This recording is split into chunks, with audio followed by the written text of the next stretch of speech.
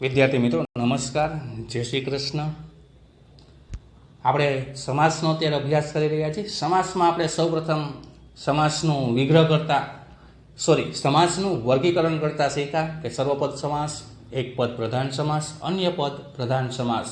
આ વર્ગીકરણ શીખી લીધા પછી આપણે સમાસના વિવિધ પ્રકારોની સમજૂતી મેળવી. એમાં પહેલો પ્રકાર છે દ્વંદ્વ સમાસ. તો એ દ્વંદ્વ સમાસની પણ આપણે ડેફિનેશન અને એના પ્રકારની સમજૂતી છે મેળવી. કેવી રીતના છે દ્વંદ્વ સમાસ બને છે કે તમને પરીક્ષામાં કોઈ એક શબ્દ પૂછ્યો હોય, સમાસનો પ્રકાર ઓળખાવો આવું કીધું હોય, તો એ સમાસનો એ શબ્દનો વિગ્રહ કરીને તમે એનો પ્રકાર છે એ લખી શકો છો. દ્વંદ્વ સમાસ પછી આપણે તત્પુરુષ સમાસ શીખ્યા. તત્પુરુષ સમાસ પછી આજે આપણે ઉપપદ સમાસનો અભ્યાસ કરવાનો છે. તો ઉપપદ સમાસ કોને કહેવાય? તો કે ઉપપદ સમાસ એટલે કે જ્યારે પૂર્વપદ અને ઉત્તરપદનો વિગ્રહ કરતી વખતે, જ્યારે પૂર્વપદ અને ઉત્તરપદનો વિગ્રહ કરતી વખતે, વિગ્રહ એટલે કે પદને છૂટા પાડતી વખતે ઉત્તરપદની પાછળ નાર અથવા તો નારી શબ્દ લાગે. ક્યારેક એવો સ્ત્રીલિંગ શબ્દ પૂછાઈ ગયો હોય, સ્ત્રીલિંગ શબ્દ એટલે કે નારી બનતો હોય છે. બાકી જનરલી નાર શબ્દ જ આવતો હોય છે કે પૂર્વપદ અને ઉત્તરપદનો વિગ્રહ કરતી વખતે ઉત્તરપદની પાછળ નાર પ્રત્યય લાગે અથવા તો નાર શબ્દ લાગે છે ત્યારે ઉપપદ સમાસ બનતો હોય છે. અહીં આપણે ડેફિનેશન પ્રમાણે જોઈએ કે ઉપપદ સમાસ પણ આમ તો તત્પુરુષ સમાસનો જ પ્રકાર છે, કેમ કે તેના પદો વચ્ચે કોઈને કોઈ વિભક્તિનો સંબંધ છે એ રહેલો હોય છે.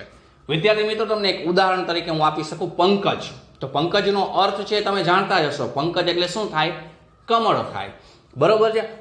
પંકજ, તો પંક એ પૂર્વપદ છે, પહેલાનું પદ ને જ એટલે કે જન્મનાર એટલે કે એ ઉત્તર પદ. બરોબર છે. તો પંક એટલે કાદવમાં, જ એટલે જન્મનાર. તો જો વિદ્યાર્થી મિત્રો, જ પંકજ, આપણે ઉત્તરપદની પાછળ જ ઉત્તરપદ છે, ઉત્તરપદની પાછળ નાર પ્રત્યય લાગે છે. પંકજ, તો પંકજ એટલે કાદવમાં જન્મનાર, તો નાર પ્રત્યે લાગે છે એટલે આ શબ્દ ઉપપદ સમાસ છે બને છે.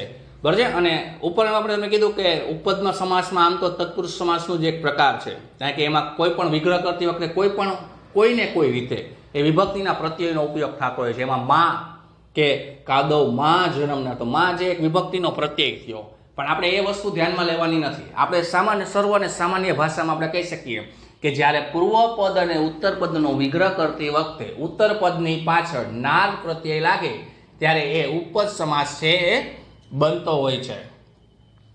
તો એક કોષ્ટક વિદ્યાર્થી મિત્રો મેં તમારા માટે કમ્પ્લીટ કરેલું છે કે મોસ્ટ ઓફ એક્ઝામમાં આ કોષ્ટકને આધારે આપણે તમામ શબ્દો જે મોસ્ટ ઓફ આ કોષ્ટકને આધારે બનતા હોય છે કે આ કોષ્ટકમાં જે સંસ્કૃતના ક્રિયાપદોનો ઉપયોગ કરીને આ કોષ્ટક છે એ બનતું હોય છે. તો એમાં જુઓ કે અહીં તમને પેલું સંસ્કૃત ક્રિયાપદ આપેલું છે જે ગુલાબી અક્ષરના લાઈન કરીને લખેલા છે. જ્ઞ, ત્વન, જ, જા, દ, દા, ક, કર, કાર, પાલ, રથ, ધર, ધરા. બરોબર છે. એ પછી છે સર, ચર, હર.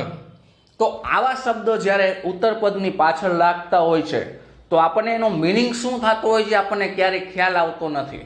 બરોબર છે. તો જ્ઞ, તત્વજ્ઞ, જો આ શબ્દનો તમને મિનિંગ ખબર હોય કે તત્વજ્ઞ એટલે કે બધું જાણનાર, આવો શબ્દનો અર્થ થાય તો જ્ઞ શબ્દ જ્યારે આવે, તત્વને જાણનાર, જ્ઞ શબ્દ છેલ્લે લાગે છે એ ઉત્તરપદ છે, તો જ્ઞ એટલે કે જાણનાર શબ્દ થાય. મર્મજ્ઞ, મર્મને જાણનાર. સર્વજ્ઞ એટલે કે બધું જાણનાર. સુજ્ઞ, તજર્જ્ઞ, કૃતજ્ઞ. બરોબર છે. કે જ્ઞ નો અર્થ છે જાણનાર થાય છે. એ રીતના ધ્વન, હણનાર એટલે કૃતજ્ઞ, વૃતજ્ઞ એટલે કે કૃતને હરનાર. તો નાર પ્રત્યે જ્યારે લાગે છે ત્યારે વિદ્યાર્થી મિત્રો ઉપપદ સમાસ બનતો હોય છે. તો કેવા કેવા શબ્દોમાં નાર પ્રત્યે લાગતા હોય છે એનું આખું કોષ્ટક છે અહીં તમને આપેલું છે. આ કોષ્ટક સિવાય એકાદ બે શબ્દ એવા હશે કે કોષ્ટક બહારના હશે એવો પ્રશ્ન પૂછાતો હોય છે, પણ મોસ્ટ ઓફ આ જ કોષ્ટકને આધારે સંસ્કૃતના ક્રિયાપદોનો ઉપયોગ કરીને એ શબ્દ છે એ બનતા હોય છે. તો જ એટલે જન્મનાર. મેં તમને પહેલા પણ એ ઉદાહરણ આપેલું પંકજ. તો પંકજ એટલે કે કાદવમાં જન્મનાર. ક્ષિતિજ, સરોજ, અનુજ, બરાબર છે. જા એટલે જન્મનારી, આ એક સ્ત્રીલિંગ શબ્દ થયો. જન્મનારી એટલે મેં તમને એટલા માટે કીધું હતું નાર અથવા નારી શબ્દનો ઉપયોગ થાય એટલે ઉપપદ સમાસ બને છે. દ એટલે આપનાર, બરાબર છે. દા એટલે આપનારી, બરાબર છે. આપણે નર્મદા શબ્દ છે, નર્મ એટલે આનંદ ને દા એટલે આપનારી. તો જે આપણને આનંદ આપનારી નદી છે એ આપણી નર્મદા, બરાબર છે.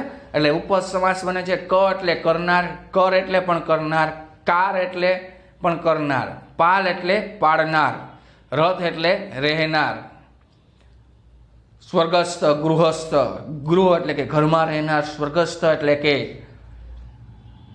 સ્વર્ગમાં રહેનાર, કંઠસ્થ એટલે આપણે એમ કહીએ મોઢે અથવા તો ગળ રહેનાર, બરોબર છે. ધર એટલે ધારણ કરનાર, એમાં ફણીધર છે, મુરલીધર છે, ગદાધર છે, ગદાને ધારણ કરનાર, ગિરિધર એટલે ગિરી એટલે કે પર્વતને ધારણ કરનાર, ધરા એટલે ધારનારી, સર એટલે સરકનાર, અગ્રેસર, અપ્સરા, આવા શબ્દ છે. સર, સરા એ તમામ પ્રત્યયની પાછળ નાર પ્રત્યય લાગે છે, એટલા માટે એ ઉપપદ સમાસ છે એ બને છે. હજી પણ વિદ્યાર્થી મિત્રો તમને એક વખત ઉપપદ સમાસની એક ડેફિનેશન ફરી પાછી યાદ દેવડાવી દઉં છું કે જ્યારે પૂર્વપદ અને ઉત્તરપદનો વિગ્રહ કરતી વખતે ઉત્તરપદની પાછળ નાર પ્રત્યય લાગે ત્યારે એ ઉપપદ સમાસ બને છે, બરાબર છે. આના એક્ઝામ્પલો તમારી ટેક્સ્ટ બુકમાં અને તમારી નવનીતમાં ઘણા બધા એક્ઝામ્પલો મળી જશે. તેનો અભ્યાસ કરીને તમે સારી રીતે સમાસનો પ્રકાર છે એ ઓળખતા શીખી શકશો. તો વિદ્યાર્થી મિત્રો, આજે ઉપપદ સમાસ પછી એના પછીનો પ્રકાર છે મધ્યમ પદ લોપી સમાસ, જેનો અભ્યાસ છે આપણે એના પછીના લેક્ચરમાં કરીશું.